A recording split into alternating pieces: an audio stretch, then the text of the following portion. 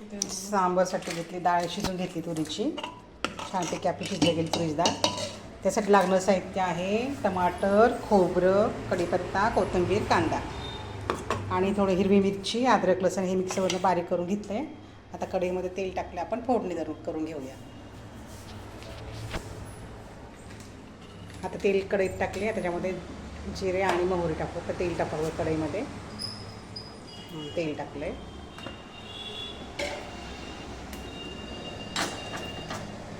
तेल चांगलं गरम झालं आहे. आता जिरे आणि मोहरी टाकू.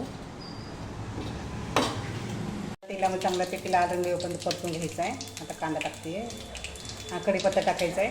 कढीपत्ता टाकण्याची कढीपत्ता टाकते आहे. आता टाकते कांदा. कांद्याला पण चांगलं लाल रंग येऊपर्यंत परतून घ्यायचं आहे. केलं आहे. आता टाकू अद्रक, लसूण आणि हिरवी मिरची बारीक करून घेतली मिक्सरवरनं. ती पण तेलामध्ये चांगल्यापैकी फ्राय करून घ्यायची आहे.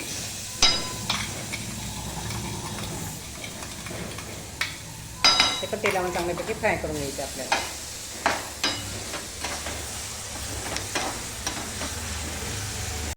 आता कांदा मसाला टाकला आहे तेलामध्ये. तो पण चांगला तेलापैकी मध्ये परतून घ्यायचा, मस्तपैकी फ्राय करायचा आहे. सांबार मसाला, चिंच पण भिजायला ठेवली आहे. चिंचेचं पाणी पण टाकूया आपण. तेलामध्ये तो पण चांगला फ्राय करून घ्यायचा आहे. टमाटर पण तेलामध्ये चांगल्यापैकी फ्राय करून घ्यायचं आपल्याला. नंतर छानपैकी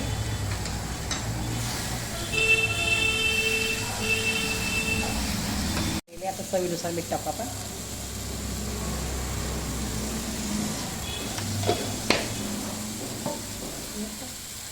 थोडी हळद टाकायची.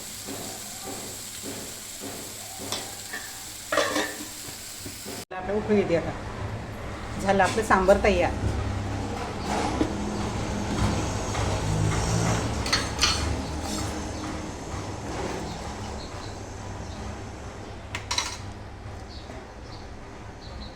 बट्ट्या तयार.